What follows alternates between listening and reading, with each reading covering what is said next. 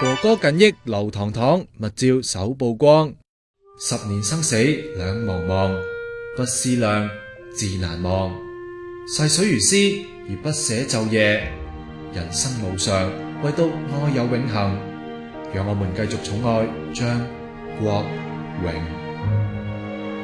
巨星殞落就嚟10年啦，糖糖親自撰寫悼文，帶出對哥哥嘅思念。除咗撰文，糖糖趁住10週年日子，仲決定公開同哥哥生前嘅密照。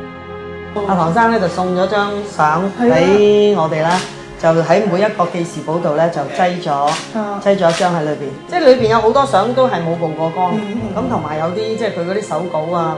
密照分別有3張，一張會印喺攝影師夏永康推出嘅哥哥紀念影集度，另外2張會印喺紀念哥哥10週年嘅記事簿度。